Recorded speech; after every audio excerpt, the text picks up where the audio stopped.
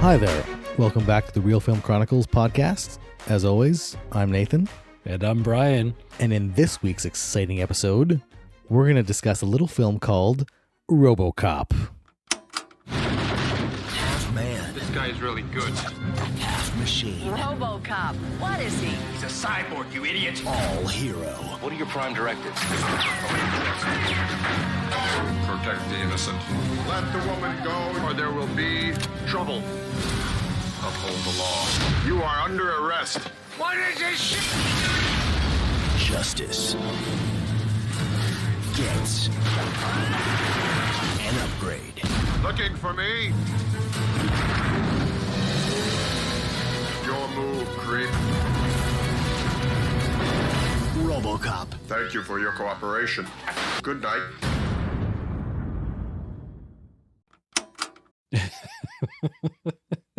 Why did I have a feeling you were going to say little film Robocop? And it's just like, I can't imagine a worse descriptor for this movie than calling it little. This is one of the biggest films, I think, of both of our lives. This movie is off the charts in popularity and how much I think both of us love it. Fair to say?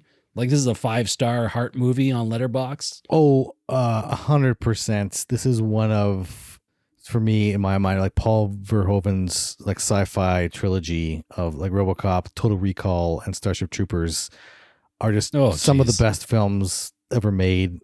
Maybe it's just that they speak to me, or maybe our generation specifically, maybe to us specifically, but like Robocop, I go back to, it's one of those movies like almost on a yearly basis. Definitely at least once a year I'm watching this movie. It's just a phenomenal film, and it gets better every time you watch it. I'm kind of ashamed to say, like, I've been recording my movies on Letterboxd for pretty much 10 years now.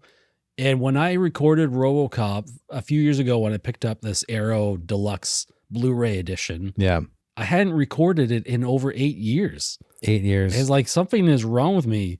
Maybe I'm just trying to explore new movies too often, but it's really important to go back to these classics, because this is a movie, if I see it on TV, I'm going to watch it randomly. That happened a lot more years ago when we all had live TV. And I'm just thinking TBS showing like these edited, like censored versions of these movies. It didn't matter if the movie was censored. I'm going to watch this thing from start to finish every time it comes on. But it's really something I lose sight of, is revisiting old films that really are good. And it's kind of comforting if you see a string of bad movies, or you're getting a little tired of some of the new movies, how they kind of feel the same and they're a little generic. You go back to something like this and think, wow, this is what I love about movies right here. And it's so easy to just watch it with no distractions. I'm not tempted to pick up my phone.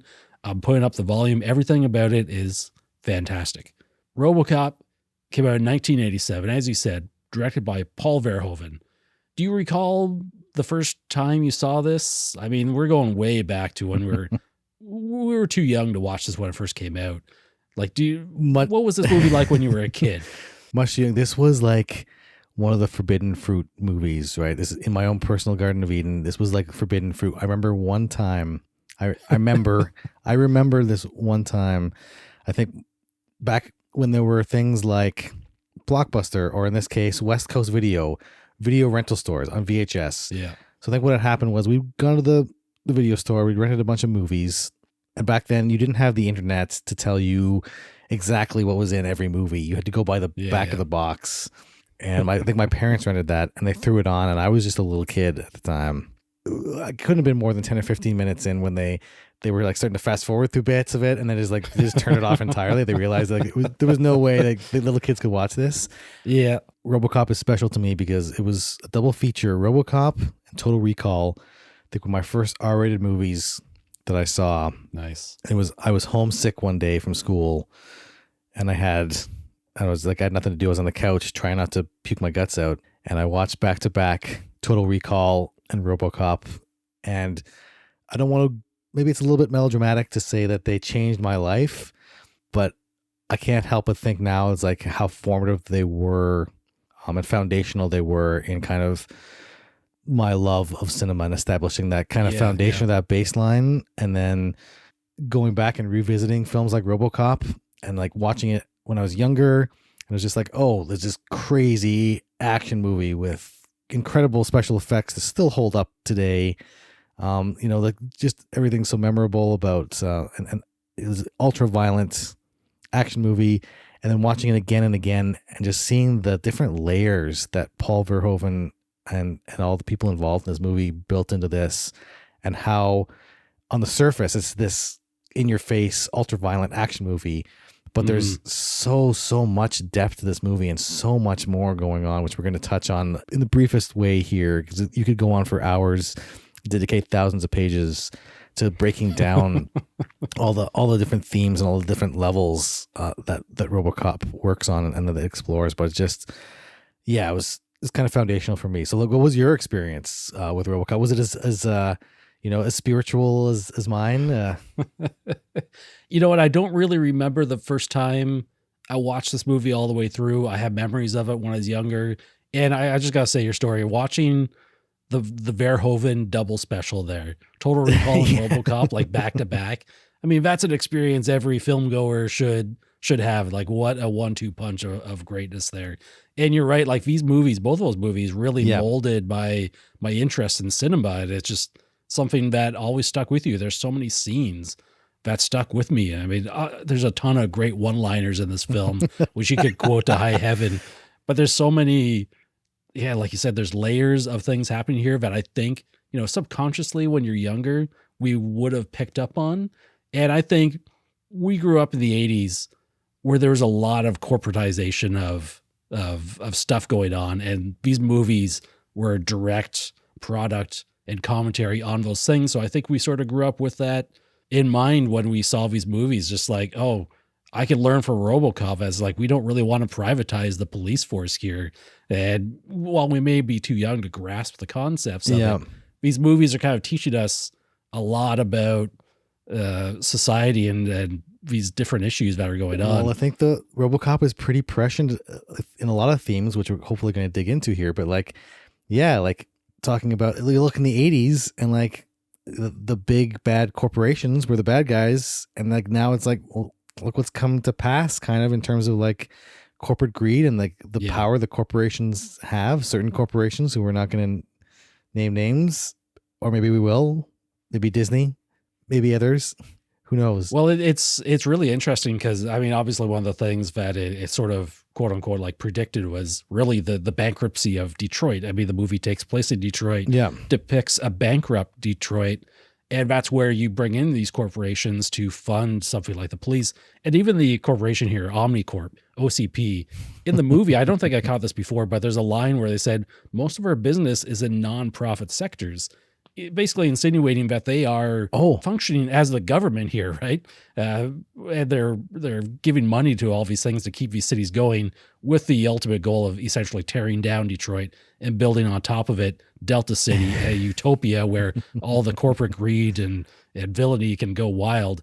But it's like, Detroit, I think I read in 2013 it went bankrupt, right? I mean, it's in shambles now. There's entire suburbs and neighborhoods that are just abandoned, and they look like scenes from RoboCop. It's kind of eerie. Yeah. Well, I think going to your point there about the corporate culture, that they're like the foibles that they point out, they specifically talk about the nonprofit sector in healthcare and prisons. They mentioned specifically in that corporate presentation, which I never picked up on as a kid. As an adult living in Canada, so we have, it's not necessarily the same, but like understanding kind of more about the politics and differences in the United States and how everything's a lot more privatized in the States. It's like all of a sudden it's like, oh, this commentary now, this makes sense now in that, having this American Hollywood film, obviously directed by Paul Verhoeven, who is not American. He is, is he Danish? Dutch. Right, Dutch. So like having that kind of outside perspective, looking at American society and having that kind of, I'm going to say that kind of distance or that kind of perspective.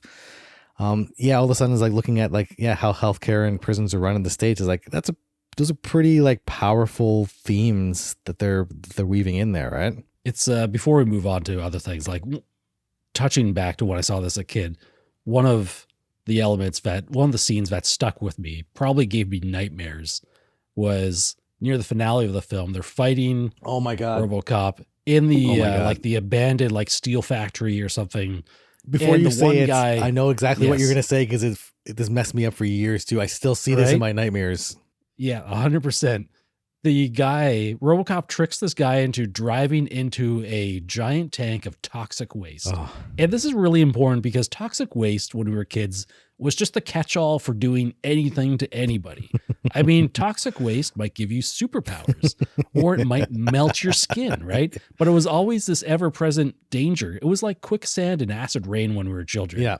Whereas it's like, I thought I was going to encounter quicksand when I was older. I thought for sure I'm going to see vats of toxic waste on my way home from work every so often, right? Oh yeah. This is one of the things movies have tried to teach me when I was 10 years old. So this guy drives in toxic waste, comes out, and his skin is literally melting. Like there's this awful scene where you can see like the bone in his hand coming out. His thumb is melted off the bone.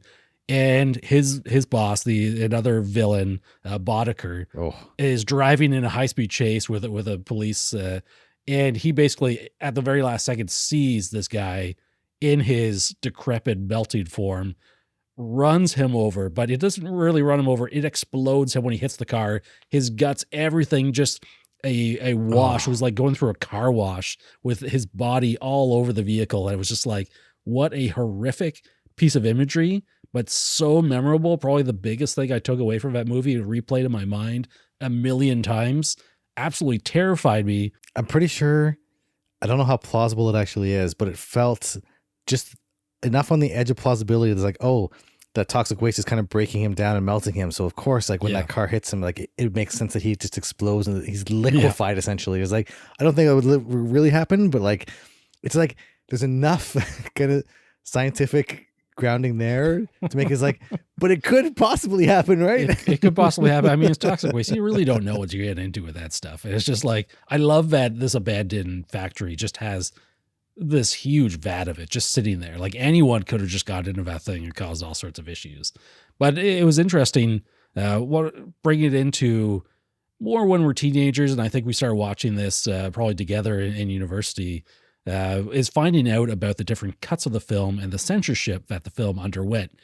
And the movie was being sold. It was designed and sold as an R-rated film, and they brought that R rating to its absolute limits to the point where the film was under threat of receiving an X rating. And apparently that was one of the scenes that the censors had an issue with, was this guy exploding over the hood of the car. And they basically said, you got to get rid of the scene.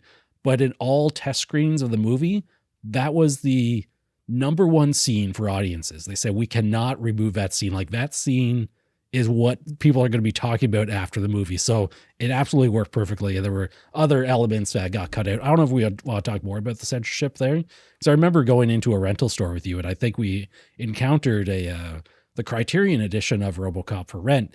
And it's like, oh, here's the like unrated version of this. And we're like, oh, there's even more amped up violence. Because there's the scene where Ed 209 basically obliterates this poor corporate guy in the boardroom, right? Oh, yeah. And I'm reading that there were over 200 squibs on this dude exploding, right? I believe it. It was just like, it was ultra violent to begin with. And there's going to be more violence in an X-rated cut of this movie? Please. It was bananas. But really, it was only a few seconds here and there.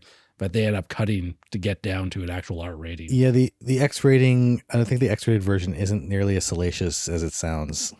Yeah. Compared to, I think the version I just watched to get ready for this episode was the director's cut, which is again from that Arrow, the Arrow special edition. It's the Blu-ray. Unfortunately, I bought the Blu-ray and then I think the 4K. Yeah. It was probably, knowing my luck, it was probably announced the day after I picked up the Blu-ray version. So, but the director's cut is the original X-rated cut. That is more seen now than the actual theatrical, and is definitely like the preferred version. If you're gonna have a choice, just watch the director's cut of this. It's a few seconds of extra violence, unless that stuff makes you real queasy. But I think it's important to see that extra violence in this satire film. Yeah, 100%. But I think touching on that to kind of frame our discussion moving forward, I just wanted to bring up, I wanted to go like all school teacher here, get back to my literary roots. But we talk a lot about, I think, not just we, as in you and I, but I think in general, we talk about the term satire especially with talking about something like Robocop. It is satire, but just to kind of put everything in perspective, I just want to like read a definition of what satire is. Sure. Yeah, no, I'm interested. To refresh our perspective, but also I know that a lot of people out there, because I, even as an English major, sometimes I get confused between like satire and parody and caricature, but it's an important distinction to make, specifically between satire and parody. So I just want to quickly bring this podcast to a screeching halt with some literary theory. Because hit us. We can always cut this out afterwards. Don't worry. That's the spirit. Okay. So simply, satire can be described simply as a way of criticizing the society, people, or concepts in the society with the use of humor, irony, or ridicule, as opposed to parody, which parody is a literary work that imitates the style of something or someone in an amusing way. Parody is also known as a spoof, send up, or lampoon. And so the two highlighted differences here: the final aim of satire is to make the audience think, is to critique society, to make the audience think about the underlying elements of our society. And the aim of parody is to make the audience laugh, right? To amuse the audience. So Robocop falls firmly in the camp of satire, but I thought what we're talking about, because we're obviously, you can't talk about Robocop without talking about its social commentary, because it's so prevalent in the film. It is what makes the film great, beyond obviously the amazingly, well-constructed narrative and well-shot film, but just to kind of put things in perspective when we're talking about some of the themes within Robocop here. Okay, back to our regularly scheduled broadcasts, now that the boring stuff is over. Very well said, yeah. Proceed as planned. Yeah. Yeah, the movie wouldn't work without being a satire. And it's like, it's kind of nice here where you can enjoy it on that literal level. I think if you just want an action movie, because absolutely, I've heard the term a body count film. And I mean, that's what this film is. Like every few minutes, you're going to get a body being pumped full of bullets, lots of squib work. And I mean, you obviously have the sci-fi element here that I think works so well, but right from the get-go. And I love Verhoeven's use of media and newscasts, right? To really poke fun, like really set firmly in place that this is a satire. These people are caricatures, right? And it's so brutal because it's like the newscasters, they're all smiles while reading about these horrible, horrible things that are going on in the world. And it's just like, oh, these people are fake. A lot of the stuff is just like put on for show, right? Well, I think one of the ways in which Robocop was really like ahead of its time in kind of predicting some of this stuff was, as you say, the movie opens with this fake in-universe news broadcast about potentially like warring factions in South Africa with like nuclear capabilities, and there's riots and unrest. I think there's like there's a war in Mexico where like the Mexican government and the U.S. government are cooperating. These are all false events that are happening within the continuity timeline of Robocop. But yeah, this sensationalization of stories and fear mongering to sell the news and viewing of the news as a product to be sold, I think is really evident here. And I think that's something that's kind of come to pass in our modern media landscape, where it's more about the 24-second news cycle as opposed to the 24-hour news cycle, where it's just about like clickbaity titles to get more, listeners or watch or viewers or audience members to get, so you can sell more stuff to them. And so I think like in terms of satirization of the media, that's a huge one. Like you're saying too, kind of that desensitization and dehumanization of the actual subjects of these stories. Like the newscasters they're grinning like coked up jackals, which like being the 80s, they probably were coked up, but they're discussing all these horrible things, like you say, and they're just like it's nothing to them, and like there's no weight behind it. It's just like, oh yeah, there's terrible stuff happening, and it's like brought to you by Yamaha Artificial Hearts. Yeah, and the commercials really just like cut to commercial on like these pure luxury objects, like obviously the 6,000 SUX vehicle that's like the envy of everybody, and it's just like this is advertised at 8 miles per gallon. It's just like this is something that's celebrated, right? But I love that the newscasts they provide that element, but they also provide context for the world we're about to watch. Like we're being told that Detroit is going bankrupt. It's really run down. But with such a limited budget, they can't do too much to really like show a disheveled Detroit. Like the city streets are going to look poor, but we need to know how this city, like, is it just going to be the city that's poor? Is it going to be all of America? Is it going to be all of the world? And we get these little news bits here. It's just like, yeah, there's crazy things going on here. There's a lot of crazy things going on in the world. It's like, this is kind of a symptom of a greater global issue in the future. Does it ever tell us what year this movie takes place in? No, I think smartly it doesn't actually mention any dates.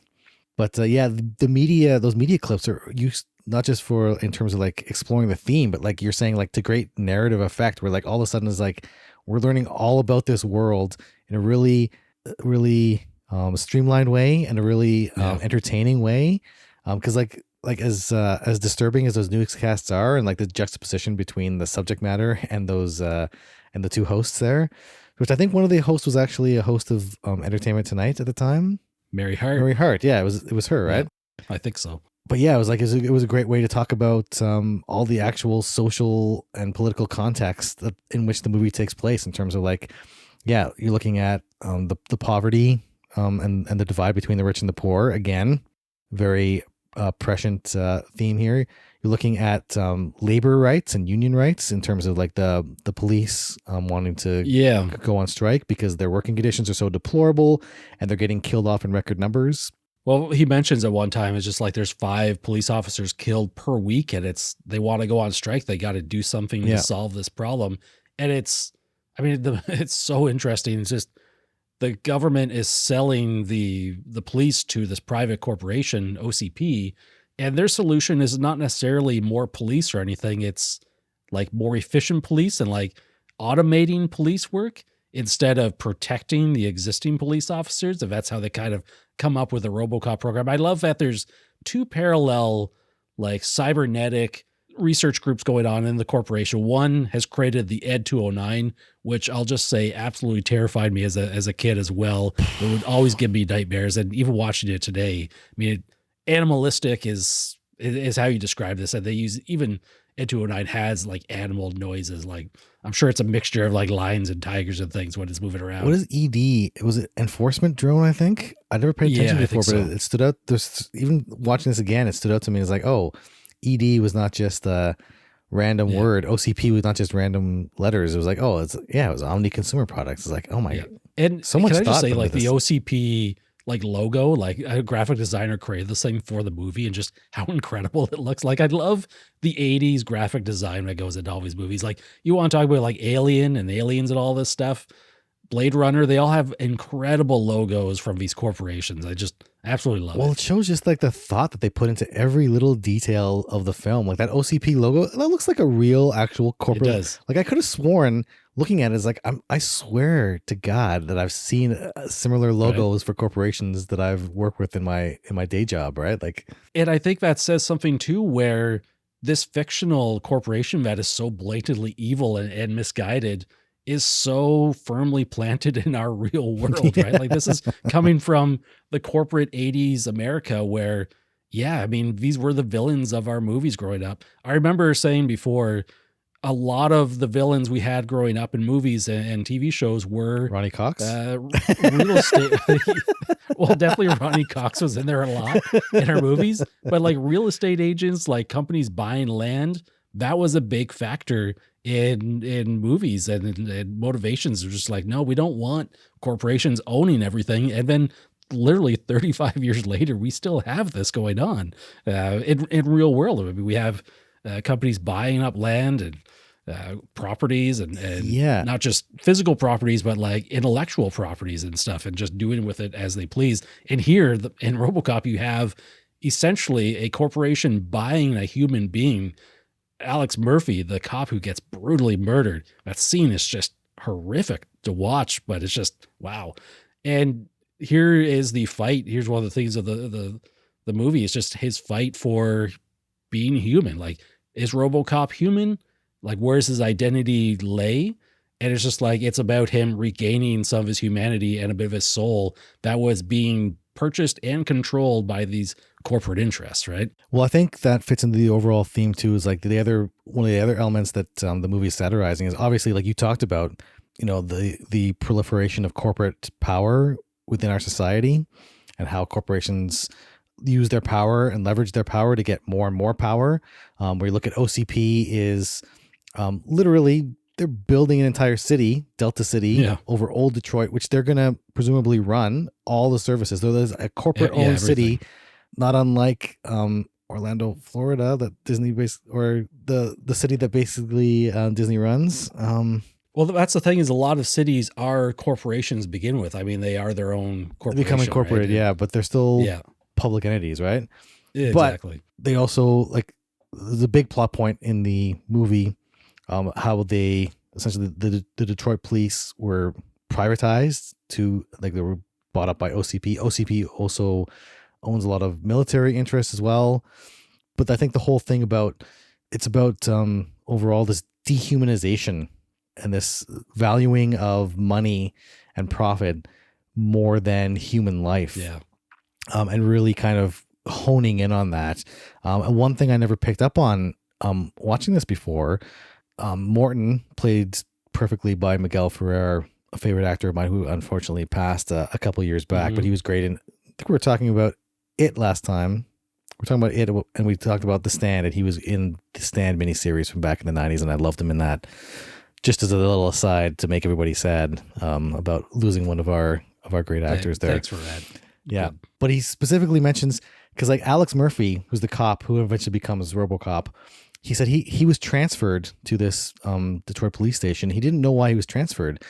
But then Morton makes some comment to one of his cronies about, one of these cops that we transferred is probably going to give us a viable product or whatever, or corpse. So, like a psych profile. They were specifically putting police officers knowingly in these high risk areas where they knew that they were going to get killed, but they were looking for somebody who they could declare legally dead, that they could then, because once they're declared legally dead, there was some loophole where they essentially they could do whatever they want with them. They signed paper. The cops signed paperwork saying their bodies are no longer theirs after death. It's just like it's like donating your body to science, except this is a private corporation that you've given your body to. Yeah, so because they wanted, I think, to combine the real world experience of a police officer with the strength and kind of precision of the technology that they were working on, right? So like fully kind of armored body and like all the computer software and data banks. I'm talking like I'm from like the 1980s. Data banks, like memory.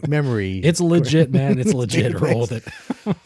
But the whole thing is about like they're constantly, even before they literally turn somebody into a machine, like these corporate cronies are treating people just as they're commodities. They're things to be bought or sold or used. Not people to be respected, whose dignity needs to be respected, whose autonomy needs to be respected. At one point, Jones, played by Ronnie Cox, was just like, he was the villain in Total Recall and Robocop, just like the perfect 80s scumbag corporate villain. But he gets super mad at Morton for undercutting the Ed 209 program with the Robocop program. And it's very telling in that scene where he says something along the lines of the Ed 209 program about like, who cares if the damn thing actually works? Like we could sell this to the military, and we could sell spare parts for 20 years, like the Razor model. He says they have contracts to sell parts for years already. So it's just like they're making their money regardless if they make a product that works. Urban pacification. He didn't care about actually helping the community at all. Yeah. Like at least like Morton is kind of a dickhead. Like he wants to, it's about him climbing the corporate ladder, but he creates Robocop to actually like work. It actually makes the community better. That's totally legit. That's completely legit. And it is visible in the movie. It's just like, this guy's a scumbag, but not nearly as bad as the guy he's competing with. Yeah. And they're all just different layers of villainy, and they all work together, right? I mean, we find out he's working with Boddicker to basically kill these cops, right? Because Boddicker is this guy, he's who's a gangster, known cop killer. I think he was like 27 or more police officers he's killed. Isn't his kill count like 31 or 35 cops officially on that newscast? Like it's something like really high. And when you link that with what you just said about how these corporate guys are basically like feeding him information because they own the police and they're trying to get a dead cop to fit the Robocop program. Well, it makes sense that this guy is such a prolific cop killer. That's his mission. He's being paid to specifically kill these cops that are being fed to him. Also, I think we mentioned Clarence Boddicker a couple times here. Yeah. We got to point this character out. Played, again, to perfection. The casting of this movie is just, like whoever, I don't know who the casting agent was, but it was perfect. Every role in this was perfect. But like Clarence Boddicker, played by Kurtwood Smith, who I think to a lot of people, he was known as the dad on that 70s show. Yeah. I was going to say Family Guy, but that would make literally no sense. But Kurtwood Smith, who played like the scummiest of scumbags. Yeah. Which is like super memorable lines. Like, all right, one of the first scenes we're introduced him to, he's in a chase. Like they just robbed a bank or robbed something. They have bags of money, and he has a crew. The back of the van opens up, and they start shooting at the cops, right? But one of the things he does is he immediately just takes one of the henchmen that's working for him and throws him out of the back onto the hood of the car. Can you fly, Bobby? And then tosses him out of the car, right? So cold. It's just cold. Like, it's so cold. But I don't know if it was Bobby who accidentally burnt all the money, because all the money's burnt. So the job was basically wasted, right? Yeah, I don't think he cared, because like he was also that guy he threw out was also shot in the leg, but he's like, he didn't care. He's just using him as human ammunition, human projectile. Like, again, like that dehumanization, right? I think Clarence Boddicker plays into that, and it's a different angle, because we find out later that he's actually working for Jones. Like Jones, like they're in bed together. So the corporations and the gangs are in bed together. Again, it's like I think that's pretty prescient in terms of look at the specifically, because like Clarence was in the drug trade as well, and like to see corporations working on the back end with the drug trade. I think there are some obvious parallels to there's nothing subtle going on in this movie. No, this is just all up front and center, right? You don't have to worry about missing these connections. But Clarence Boddicker, like Kurtwood Smith, is just like, he plays brilliant, one of the greatest on-screen villains of all time, and he's just like, you can tell Kurtwood Smith is loving every second of it. He is chewing that scenery in the best possible way. It's just an amazing performance, and you hate this character, but you're transfixed by him, right? Like it's amazing. No, he's mesmerizing. All the characters really are. Yeah. What did you think of Peter Weller as Robocop himself, Alex Murphy, this poor police officer? Yeah. Again, from a narrative standpoint, amazing economy of storytelling. We learned so much about this character, this police officer, in such a short amount of time, because essentially his first day getting transferred to this new police station in downtown Detroit, which downtown Detroit is basically a war zone at this point in this movie. And we learn that he has a family and he has a kid. We learn about roughly their relationship, and he's like doing that little things, like that whole gun spinning thing, right? He's doing that to impress his kid. So much character, yeah. But it's then used as a later plot point where his partner there, played by Nancy Allen. Nancy Allen. Yeah. What's the partner's name? This character's name? Oh my goodness. Lewis. Lewis. Yeah, of course. Officer Lewis. And Lewis. Yeah. Lewis. But she recognizes that spin later on when he becomes RoboCop, and nobody knows who he actually is because he's wearing that mask. And she's like, oh, that spinning trick. So it's like little things like that, just planting the seeds, like really simple but effective storytelling tools. Yeah. I was going to say, I really love that. Yeah, Nancy Allen, like Lewis was Alex Murphy's partner for a few hours before he's killed, right? And she remembers so much about him, and presumably months have gone by. RoboCop is there, and he's not partnered up with anybody, but she just encounters him in the precinct every so often, sees the gun twirling, and in the hallway, it's not like she has a quest throughout the movie. Be like, she doesn't immediately know. It's just like, oh my goodness, this is my old partner. She pretty humanly asks him, just like, what's your name? Like, nobody's ever asked RoboCop his name. Yeah. Right. It's just like, he has the chin, like he is a human in there. People don't know how much human is in there from these other cops' perspective. It's just like, who's your name? You're obviously a cop before, but like so many of us have been killed. Like, what is your name? And it just sets his programming in motion for the rest of the film. Just like really discover who he is. Right. Yeah. But Peter Weller, as Alex Murphy, he does like I think Peter Weller wasn't really necessarily appreciated as much at the time, but I think his performance, he packed so much pathos into that character at the very beginning, and that scene where Alex Murphy is brutally gunned down by the gang. Like first they chase him into I think is it the same steel mill chemical factory at the beginning of the movie and the end of the movie? I don't know if it is or not, but he thinks he gets a drop on some of these guys, but they turn it around on him. And like when Kurtwood Smith, Clarence Boddicker, is toying with him with the shotgun, and he strikes the first blow and shoots his hand clean off, point blank range with a shotgun. Oof. And then like the reaction when Peter Weller gets up and he's holding it and he's like, you can like acting like he's in shock. He's just, like not the pain and all that hasn't set in yet. He's in complete shock and he's wandering around, and the look on his face, like that's acting, like that's capital A acting. And then when he gets brutally gunned down, like his one arm gets shot off, he's getting shot. Like again, that I think there's another level of satire going on where I think Verhoeven has specifically talked about the level of violence in American movies. And the obsession with violence in American movies. So he made the violence so over the top in RoboCop, specifically as a commentary on that, to see it's like, oh, you guys liked violence? Like here's like the most violent violence you can possibly see, to take it to like its logical kind of conclusion.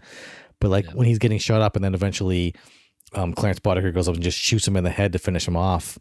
Something for me in movies or just in general is like whenever somebody loses a limb, that really gets to me, because like there's something so permanent about amputation or that kind of maiming, whereas like if you get paralyzed, it's like there's a slight chance you could like heal and walk again, but like if you lose your legs or your arms, like there's no like, currently our prosthetics don't go like aren't that advanced. It's like there's something so permanent about that loss of a body part, right?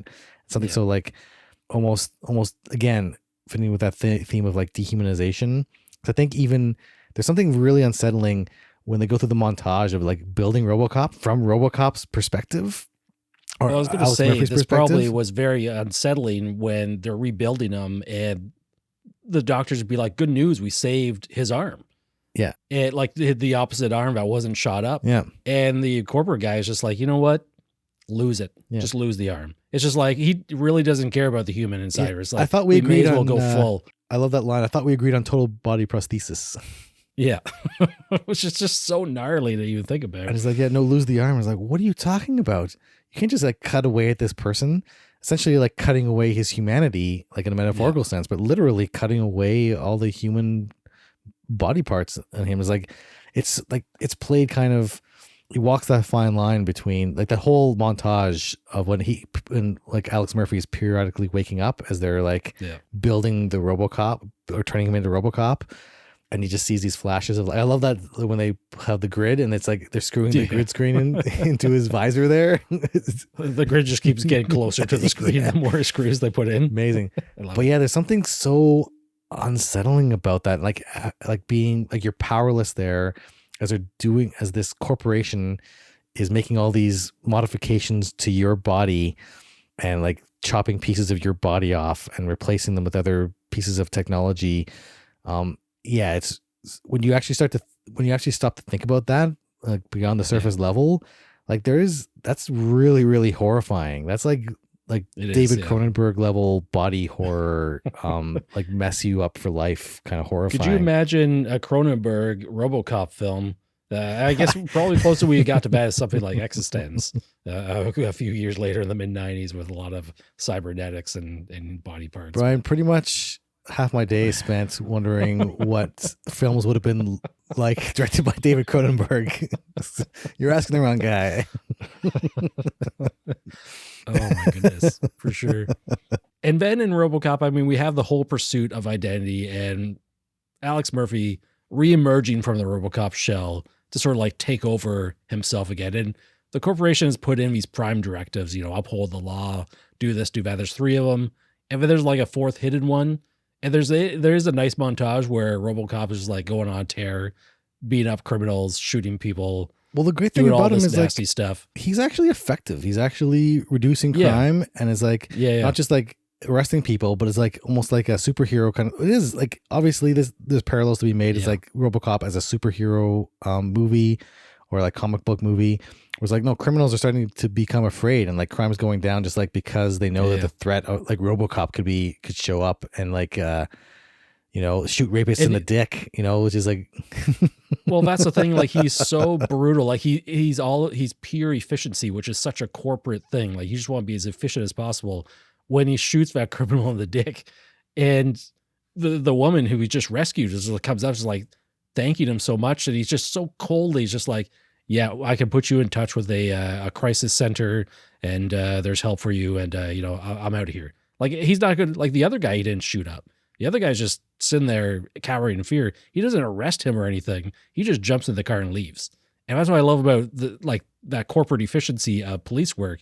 There is zero like community service going on here. Yeah. There is a little bit later on where it's just like he's surrounded by kids, obviously at some kind of function at a school, and the kids are clamoring all over him.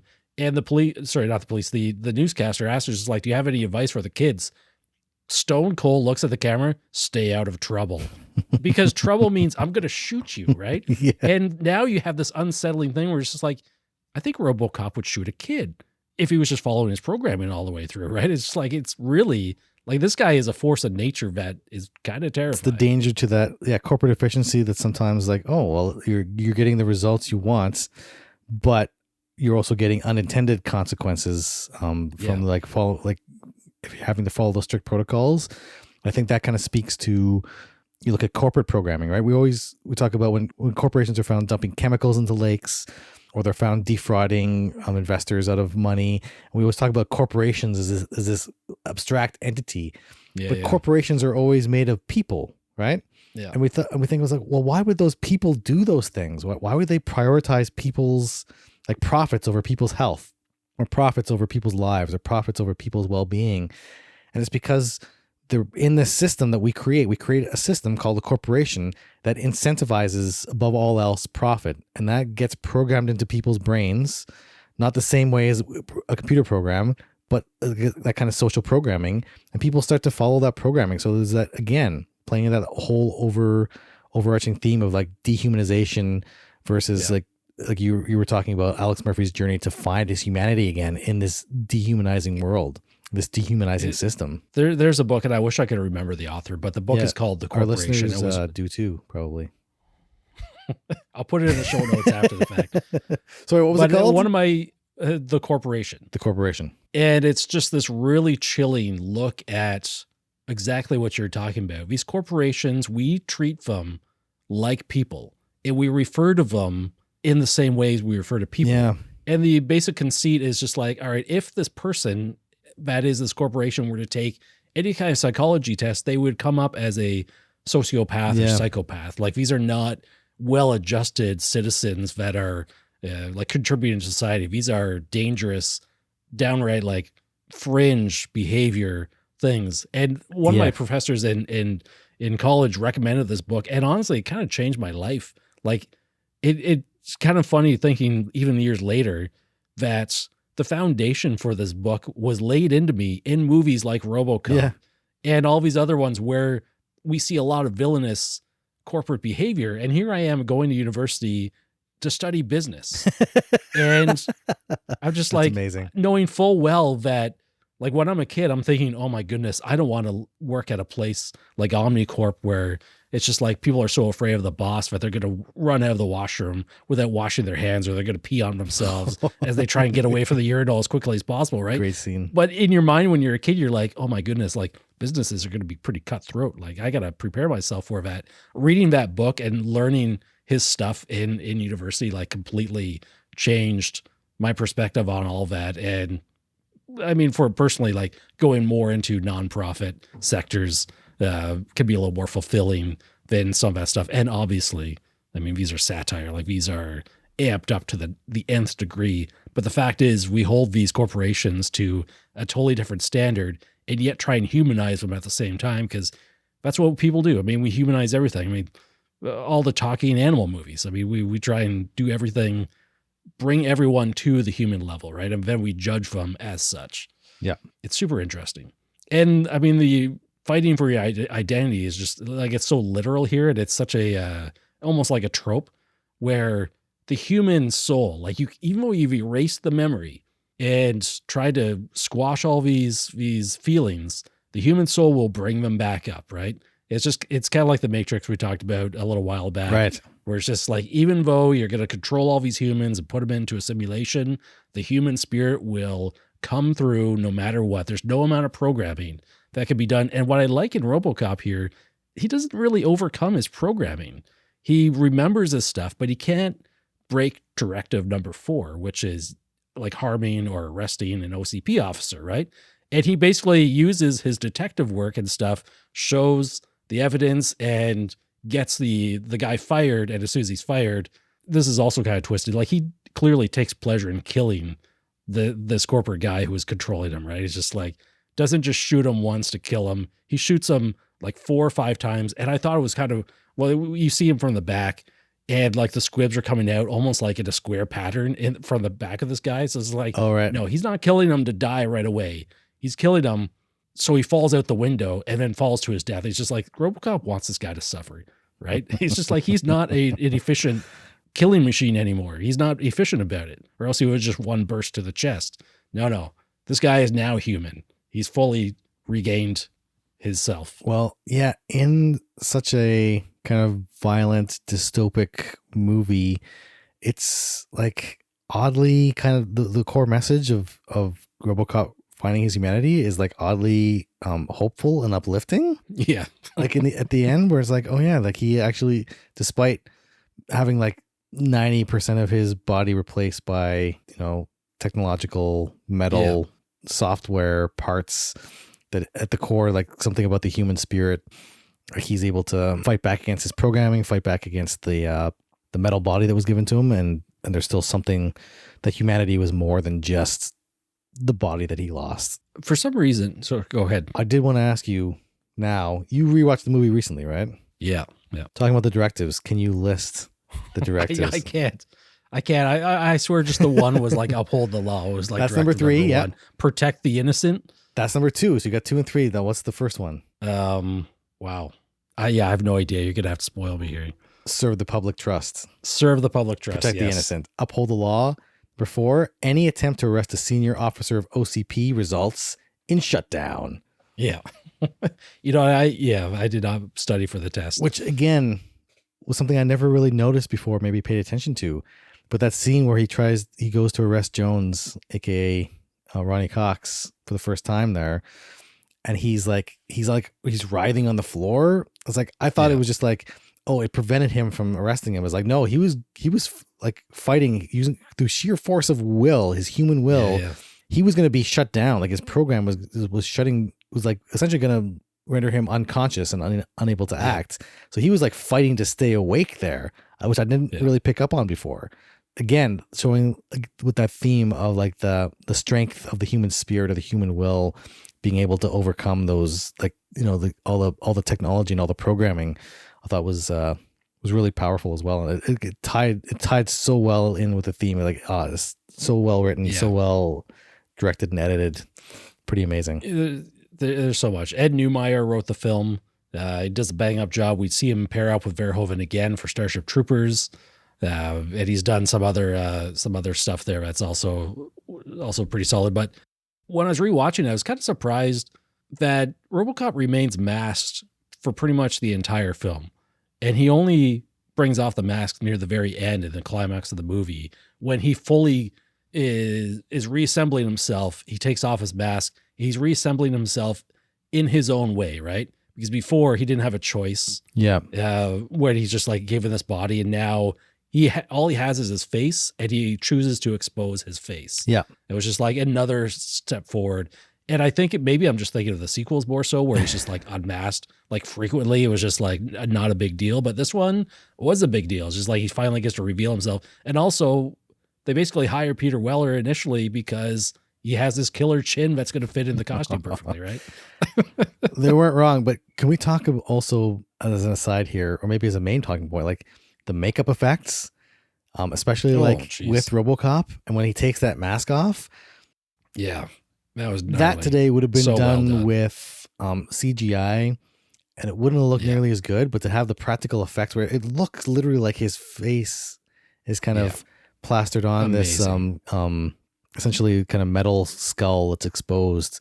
You see how little humanity he has left, but just like it's so unsettling to see that, and it's done amazingly with these practical effects and prosthetics. So incredible. Yeah, all the special effects of this film are just so good. Obviously, there's all the blood effects and whatnot. The Ed 209 robot, probably built on different scales. Yeah, really terrifying, really interesting. There's quite a bit of stop motion for Ed 209, and they don't overuse it in the movie, so it doesn't look too janky. Like I think in the second one, there's stop motion with the Kane robot, and it's just like it looks pretty poor, even though the budget was like doubled or tripled. They really use their budget very well here. Amazing, yeah. All the production design, like you said, like they really use their budget effectively. They were almost like financial snipers, like just like putting that money exactly where it needed to go at exactly the right time. Yeah, everything about it was great. So, do you have anything else to note about this before I jump into some overall details? And I kind of want to talk about RoboCop's legacy and the franchise. We got 3 theatrical follow-ups to this first RoboCop film, and we got to mention them at least in passing. 3 theatrical follow-ups? 3 theatrical follow-ups? What? I thought there was 2. Obviously, RoboCop in 1987. RoboCop 2 came into theaters in 1990. Yeah. RoboCop 3 was released in 1993. And then we have the remake of 2014. That doesn't count. Kinnaman there. It counts regardless. And then we have numerous TV series. We get a couple live action shows, one in 1988, right after this movie. I recall one of them. And then we get a Canadian production in 1994. That's the one I think I remember. Yeah. And then we have, I think, a couple animated ones. There was RoboCop Alpha Command in 98, and then RoboCop Prime Directives in 2001. And it's just like, how did you guys wait so long to throw Prime Directives onto a movie or TV series, right? It's just like, it's such a core of what RoboCop is. Yeah. But to give you an idea, RoboCop, the first movie, 1987, $53 million at the box office, okay? Budget of $13 million. Has a Letterboxd score of 3.9 out of 5, IMDb 7.6. What? Very big. Number 2, box office $45 million on a budget of 25, so double the budget. Doesn't do as well. 30% on Rotten Tomatoes, 2.8 on Letterboxd. IMDb is a 5.8. Number 3, now we're digging into it here. 1993, $10 million box office on a $22 million budget. 6% on Rotten Tomatoes, 1.9 on Letterboxd, and 4.1 on IMDb. Very poorly received. 2014, these numbers might surprise you. Box office, $58 million.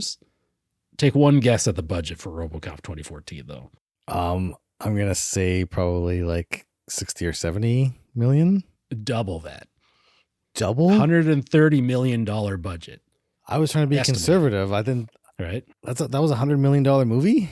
Rotten Tomatoes gave that 48%, 2.4 on Letterboxd, and 6.2 on IMDb. So statistically, it is the second highest rated RoboCop movie, which kind of puts in line. I don't know when was the last time you watched RoboCop 2 and 3, or even the 2014 version. Okay, confession time. I've watched RoboCop 2 and the remake, but I have yet to see RoboCop 3. Ooh, man. Well, this was an opportunity. This is an opportunity for you to go check them out. And to give you some background, because I have more familiarity with 2 and 3 because they were written by Frank Miller, who I really enjoyed as a comic book author. Obviously, he did 300, which saw a big theatrical release. Sin City. He did an awesome Daredevil run back in the 80s. Like, he's done some pretty good comics and it's gotten into some weird stuff. But he wrote number 2 and 3. Apparently, from what I read on IMDb trivia, is that there was a writer's strike between 88 and 90. I'm not sure exactly when, but Ed Neumeyer had written a couple drafts, but they basically had to reject them. They fired him because he refused to work throughout the union strike, right? Which is kind of fitting for the first Robocop movie. Yeah. And it's issues with unions. And then they bring Frank Miller in, and he ends up writing the second two movies, which really are vastly inferior films on just about every level.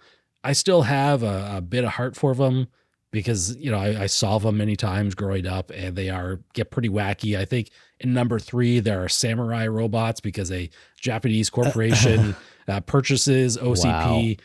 In the second one, they try and build a Robocop, but put him into an even more hardcore body and use criminals instead of police officers. And of course, the criminals are going to be criminal. What could possibly go wrong? Yeah, I mean, that's where I think I mentioned before the Kane robot. Like they use this guy Kane, who's basically a mass serial killer, does some really awful things in the Robocop, in his robotic body, of course. Yep. The remake, 2014, I did end up rewatching that right after watching this Robocop movie. I'd probably put it at about 2-star for myself. It was not great, but it wasn't as bad as I thought I had remembered it being. It was pretty milquetoast. Yeah, it seemed to take a lot longer, and it's about 15, 20 minutes longer than the first Robocop. It takes longer to tell less of a story, I think. Like, it's not, like, I kept thinking about efficient filmmaking. It's just like, oh, you know, we have newscasts here, but we have very extended news in the form of Sam Jackson's almost like his talk show, right? But it still remains like that gotcha journalism and has some more modern takes on it. But a very different film, very different takes, a lot more focus on his family, which we only see in RoboCop, his family through flashbacks. It's like his wife and child have moved away from Detroit after he's declared dead. It's just like the family is gone. Apparently there were some drafts in some of the scripts to include RoboCop's father, who was going to be like a hardened police officer as well. Oh, interesting. But there's all sorts of stuff. I don't know anything about the TV series. There was never-ending supply of video games based on the series. And just a quick story about RoboCop on the NES. My parents were gracious enough to gift me this video game. I loved RoboCop, and it's just a quick thing to say, like, how crazy it is that such an R-rated film with ultraviolence like this takes off with kids and stuff. Obviously, people who are seeing this should have seen this, but we're all playing these video games. And what drove me crazy is that RoboCop can be killed with regular bullets in the NES game. It's just like, no, RoboCop's invincible to this stuff. People are just shooting with handguns. Oh, he took drove me crazy as a kid. Literally thousands of rounds of ammo at one point at point blank range. When like he's with their, Jones calls in and is like, oh, RoboCop tried to kill me and he's trying to frame him for murder. It's like they're calling the police force to put him down. It's like literally shooting with thousands of rounds, like, and from like assault rifles and stuff too. It's like, and does almost nothing to him. Yeah. So obviously the film is a satire of corporate greed and whatnot. And then here we are fully merchandising the movie and aiming it at kids. It's probably important to say films 2 and 3 were PG-13 movies. Like they said, no more R rating. We know kids are buying RoboCop toys. We have to push more RoboCop toys and stuff on kids. So even in number 3, he gets a jetpack, of course, too, right? Because that's a great addition to an action figure. I mean, oh, God. It's just, it comes full circle, basically. It was pretty wild, but the first RoboCop movie, I have no more words for it. It's just one of the best films. I don't know if you ever make a top 10 list, is this in your top 10 movies of all time? Oh man, I've stopped trying to make top 10 lists of movies a long time ago because there's so many great movies out there. But like, it's funny too because like my kids will make fun of me now because like I want to have like movie nights every once in a while. Yeah. Like I have my big room full of movies here, and I'll pull out some movies like, oh, this is like one of the best movies ever made, and like they're like, Dad, you say that about every movie you pull out. It's like, no, not everyone. But this here is one of my favorite movies of all time. It's like, Dad, you say that about every movie you pull out. But like RoboCop is one of the best movies ever made and one of my favorite movies of all time. It's true. It's true. Oh my goodness. It's great. I mean, you look at just as an action movie, it holds up. It puts most modern action movies to shame. It puts most movies in any era to shame. As a satire, working on these different levels of like, corporate greed we talked about, of like labor rights in terms of like at one point, like the police actually do go on strike and we see the consequences of that. The satirization of the media. And then one thing we didn't we talked about kind of in a roundabout way was like the transhumanism aspects, which I don't know if that would have been, if that was really kind of a word back then even, but with like Alex Murphy being essentially all his body parts being replaced by artificial counterparts. And even like there was that commercial at the beginning of the movie where it's like, oh, you can get a new heart. You can like by Yamaha and other companies, like not because you need a new heart, but because like it enhanced your performance, right? But like our relationship with technology, it talks about the relationship between corporate corruption and, you know, street level corruption. And it talks about like our obsession with violence at the same time that it kind of like it works as like on a visceral level of like the catharsis of experiencing violence through an artistic medium. It's also kind of pointing the finger back at us and saying is like, why do you enjoy this violence so much? Right? It's like, what is it about you? And it makes you start to think about these things like, well, why am I enjoying violence so much? Right? Like, what is it about our culture that it incorporates so much of this violent imagery, and to the point where like we get desensitized to it, or we expect it, or it becomes normal to us? Like it's this crazy, like Robocop is an amazing amalgam of, you know, this 80s action movie that asks all these really deep fundamental questions about our society and about like what it means to be human. And it just like that kind of depth and that kind of merging of those two elements in such a perfect way. You know, it's a perfect story, perfectly told. Yeah, this is one of the all-time great movies, and I think it's stood the test of time, and it will continue to stand the test of time for generations to come, without a doubt. I'll just add one thing onto the end, which I kind of forgot. I should have taken more notes here when I was doing it, but when I was doing a little bit of reading on it, it's just like, oh, this is an early cyberpunk film. Oh, like it's a cyberpunk genre, right? And one of the reasons they said so is obviously the combination of cyborgs and you know, human and machine. Oh my! But they said they don't. The film never judges RoboCop for being what he is. Yeah.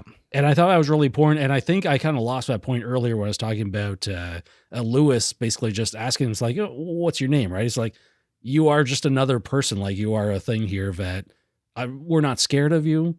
We're not like envious of you. You are another thing here. Like, you're another person, and like you have a name, right? And it's like, I thought that was a really important message to get into the movie, was just this, even with all these cybernetic enhancements, and obviously in this society, there's the commercial for the robot, like mechanical heart, but they never refer to any characters in the movie with cybernetic implants or anything, even though clearly they would have that stuff going on here. Yeah. But I thought that was a really nice thing to throw in. Yeah. Well, the film. I like that he reclaims his humanity, even though he has this, you know, largely artificial body.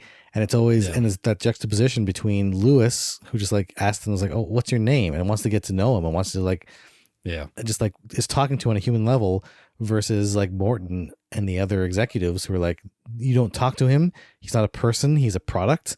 And so it's like, it's not the technology itself that dehumanizes people. It's the way in which that technology is used in the social framework. Like from a corporate perspective, it's about using that technology to control people and turn them into a product that can be consumed or sold. And for the police service and for RoboCop, it's like, oh, I can do my job more efficiently and like save people's lives and stop crime. And then like you're saying, like Lewis is like, and the other cops is like, they care because he's intruding on their territory without their consent, obviously. Yeah. But they don't judge him as a human being. There's no judgments like, oh, he's not human. Like Lewis is specifically instrumental in bringing out, helping him refine or rediscover his humanity. She's kind of instrumental in his humanity reemerging. So like you're saying, that a transhumanism and that cyberpunk kind of mentality is like, it's not about like the body necessarily. It's more that kind of, it's the state of mind. It's the human spirit that kind of transcends all, to get kind of high and kind of get intellectual here, philosophical. We're going to bring it down a notch here. Yeah, let's throw in a fart joke or something here, Brian. We're getting... I need another RoboCop quote here quick. Bitches leave. Oh my God, yes. Such a brutal scene too. It's just what is he shoots both his knees. Oh, I could feel that every time he shoots him with those and those squibs and everything. I feel my kneecaps. I could get that phantom pain. And then the grenade there, the extra long grenade, and he blows him up. Yeah. Oh, terrible. Oh, I'd buy that for $1. I'd buy that for $1. That was the other thing I wanted to mention. I forgot. I should have taken a better note here where there's something to be said. Like they didn't really talk about like, the rich and the poor here that much. But one thing they commented on was the commercial, or sorry, not the commercial, was like a game show or something. I think it was like a sitcom. It was supposed to be like it's an in-universe sitcom. Yeah. So it's a sitcom and the guy's tagline, I'd buy that for $1. The corporate guys are watching it and laughing at it.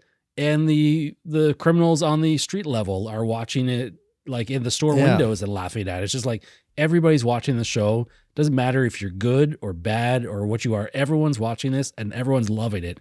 It's the great equalizer in that universe. Yeah. Or you could look at it the other way and saying it's like, oh, well, how are we being manipulated again by the media and by the shows we're watching? Yeah. Right? It's like no matter whether you're like working class or ultra wealthy, you're still being manipulated by the media. Oh, conspiracy, 5G, lizard people. All hail Zorp. Oh my God. The 6000 SUX. I love that too. The 6000 sucks. That's amazing. That commercial with the dinosaur that comes in. Yeah. That is fantastic. You have a Robocop line for us here to sort of wrap things up. Dead or alive, you're coming with me.